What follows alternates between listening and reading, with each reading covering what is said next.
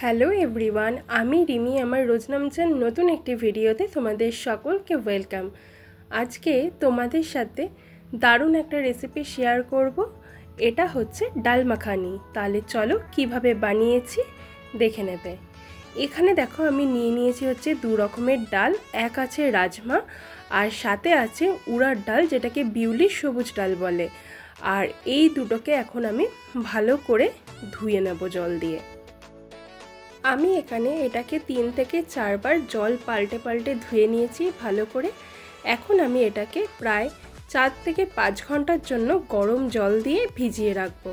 তোমরা চাইলে এটাকে ওভারনাইটও রাখতে পারো, তখন তাহলে ঠান্ডা জল ইউজ করো। আর আমি যেহেতু সকালে এটাকে ভিজিয়েছি, তার জন্য আমি 4 থেকে 5 ঘন্টা গরম জলে ভিজিয়ে রেখেছিলাম। এইদিকে দেখো ডালটা ভিজে আমার ফুলেও গেছে। এখন এটাকে আমি জল ছেঁকে নিয়ে প্রেসারে সিদ্ধ হতে দিয়ে দেবো। সাথে দিয়ে দিয়েছি নুন, তেজপাতা, আর দিয়ে দেব হচ্ছে কয়েক কোয়া রসুন।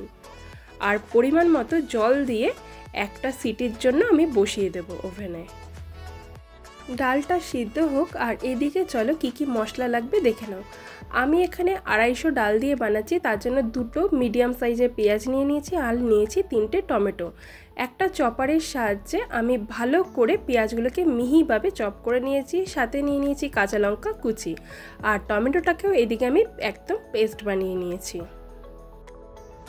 আর এই দেখো ডালটাও একদম আমার সিদ্ধ হয়ে গেছে, দেখলেই বুঝবে যে কতটা পরিমাণে সিদ্ধ হয়েছে।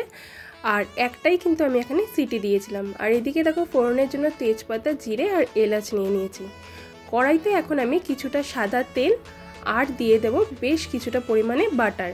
পুরো রান্নাটা যদি তোমরা বাটারে করো তাহলে আরও বেশি খেতে ভালো লাগবে, কিন্তু আমি এখানে সামান্য সাদা তেল অ্যাড করেছিলাম। বাটারটা ভালোভাবে আমার গরম হয়ে গেছে। ফোড়নটাও এখন আমি দিয়ে দিয়েছি।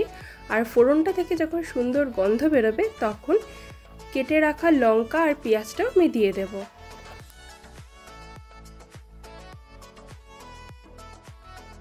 এখন পেঁয়াজ আর লঙ্কাটাকে তত পর্যন্ত ভাজতে হবে যত পর্যন্ত না পেঁয়াজটা সফট হয়ে যাচ্ছে। আর এই দিকে দেখো গুঁড়ো মশলার মধ্যে লাগবে ধনে গুঁড়ো, জিরে গুঁড়ো, কাশ্মীরি লঙ্কার গুঁড়ো আর সাথে পরিমাণ মতো হলুদ গুঁড়ো। পেঁয়াজটাও দেখো একদম আমার মজে গেছে। এখন গুঁড়ো মশলাগুলো দিয়ে ভালো করে এখন আমি মশলাটাকে কষাবো।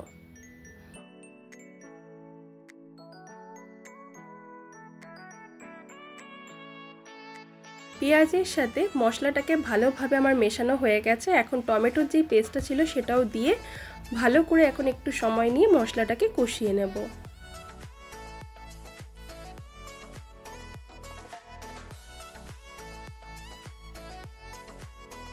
আর সাথে দিয়ে দেব হচ্ছে টমেটোর বাটি ধোয়া কিছুটা জল। এখন মশলাটাকে আরেকবার ভালো করে মিশিয়ে নিয়ে এটাকে কষতে দেব যত পর্যন্ত না তেল ছাড়ছে। মশলা থেকে দেখো তেল ছাড়তে শুরু করে দিয়েছে। এখন সিদ্ধ করা ডালটাও আমি দিয়ে দেব আর দিয়ে ভালো করে মিশিয়ে নেব। সব কিছু ভালো করে মিশিয়ে নিয়ে এটাকে 3 থেকে 4 মিনিট আমি ফুটিয়ে নেব। আর এখন দিয়ে দেব হচ্ছে ধনেপাতা কুচি। ধনেপাতা কুচি দিয়ে ডালটাকে আমি আবারও ভালো করে মিশিয়ে নিয়েছি। আর এখন এখানে যেটা দেব সেটা হচ্ছে ক্রিম।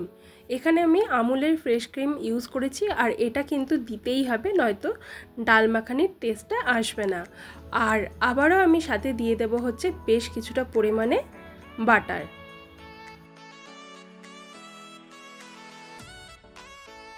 সব কিছুকে আমি ভালো করে এখন মিশিয়ে নেব আর নিয়ে 1 থেকে 2 মিনিট আবারও এটাকে ফুটিয়ে গ্যাসের আঁচটাকে এখন বন্ধ করে দেব।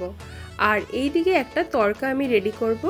তার জন্য তড়কা প্যানে আমি দিয়ে দিয়েছি হচ্ছে বেশ কিছুটা পরিমাণে ঘি, আর ঘিয়ের সাথে দিয়ে দেব হচ্ছে রসুন। তোমরা এখানে যে যেই পরিমাণ রসুন খেতে পছন্দ করবে সেই অনুযায়ী দিও। আমার একটু ভালো লাগে বলে আমি একটু বেশিই দিয়েছি। আর দিয়ে দেব হচ্ছে কাশ্মীরি লঙ্কার গুঁড়ো। এইদিকে আমার তড়কাটাও দেখো রেডি হয়ে গেছে। আর এখন ডাল মাখানির মধ্যে এটা আমি দিয়ে দেব। ডাল মাখানিতে একদম আমার তড়কা লাগানো হয়ে গেছে। তাহলে চলো নামিয়ে নিয়ে তোমাদের সামনে আসছি। আর এই দেখো আমি একদম বাটিতে সার্ভ করে নিয়ে চলে এসেছি আজকে আমাদের ডাল মাখানি। এটা রুটি নান যেটার সাথেই খাও না কেন জাস্ট দারুণ লাগে। তোমরাও আমার মতন করে বাড়িতে একবার বানিয়ে খেয়ে দেখো। আর যদি আজকের রেসিপিটা ভালো লাগে তাহলে ভিডিওটা ছেড়ে যাওয়ার আগে একটা লাইক শেয়ার সাবস্ক্রাইব করে দিও। আজকের জন্য টাটা।